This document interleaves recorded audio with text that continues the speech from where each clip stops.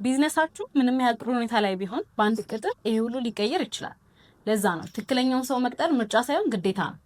አሁን የምነግራችሁን 5 ስቴፖች ከተከተላችሁ ቢዝነሳችሁም ሴቭ ይደረጋል፣ ትክክለኛውን ሰው ለመቅጠር ትችላላችሁ። አንደኛ፣ አዲስ ሰራተኛ እንደሚያስፈልጋችሁ እርግጠኛ ሁኑ።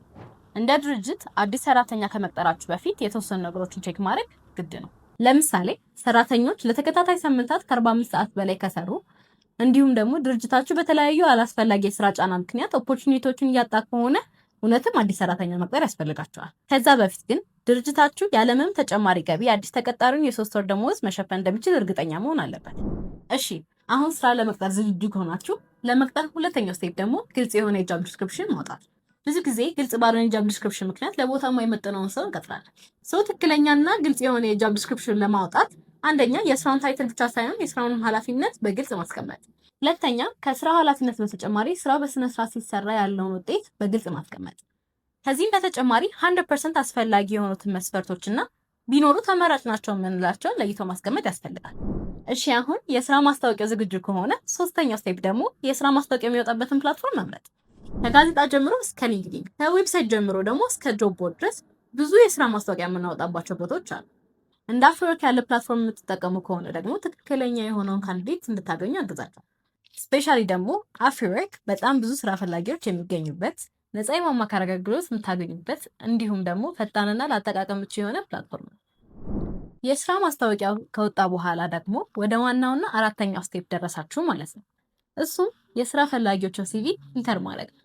ሲቪን በአግባቡ መገምገም ትክክለኛውን ሰው ለመቅጠር ዋነኛውና ወሳኝ ስቴፕ ነው።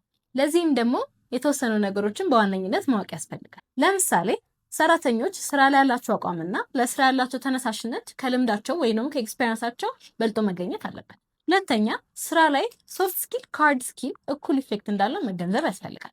ሲቪ ላይ ከተዘረዘሩት መረጃዎች በተጨማሪም አመልካቹ ችግሮችን የመፍታት አቅሙ፣ ከሰዎች ጋር ቶሎ የመግባባት ችሎታ እንዲሁም ደግሞ ከስራው ጋር ቶሎ የመላመድ አቅሙ ትልቅ ጥቅም እንዳለው መገንዘብ ያስፈልጋል። ይህን ሁሉ ከጨረሳችሁ በኋላ ወደ አምስተኛውና የመጨረሻው ስቴፕ ደርሳችኋል፣ ኦንቦርዲንግ። ሰራተኞቻችሁን በትክክል ኦንቦርድ ማድረግ ለቢዝነሳችሁ ወሳኝ ነገር ነው። ይህን ለማድረግ ደግሞ ለሰራተኞቻችሁ የድርጅቱን አሰራርና ወርክ ካልቸር ከመሰረት ጀምሮ ማስተማር እንዲሁም ደግሞ የ30፣ 60፣ 90 ቀን አሰራር እቅድን እንዲከተሉ ማድረግ አለባችሁ። ይህ አሰራር እቅድ አዲስ ሰራተኞች የስራ ሂደቱን ቶሎ እንዲረዱት ያግዛል። የመጀመሪያው 30 ቀናት ከሌሎች ሰራተኞች ልምድ የሚወስዱበት፣ ቀጣዩ 30 ቀናት ደግሞ የተማሩትን በጥቂቱ የሚተገብሩበት ሲሆን በመጨረሻ 30 ቀናት ደግሞ የተማሩትን በትክክል የሚተገብሩበት፣ ስራቸውን ደግሞ ከድርጅቱ ዓላማ ጋር የሚያስኬዱበት አሰራር ነው። የቢዝነሱ ባለቤት ብትሆኑ ቢዝነሳችሁ በሰራተኞቻችሁ እጅ ነው። ብዙ የለፋችሁበትን ቢዝነስ ለብቁ ሰራተኛ ካላስረከባችሁ ቢዝነሳችሁ አደጋ ላይ። ትክክለኛውን ሰራተኛ መቅጠር ግዴታ ነው። እስካሁን የነገርኳችሁ ስቴፖች ከተከተላችሁ ደግሞ ትክክለኛውን ሰራተኛ መቅጠር በጣም ቀላል።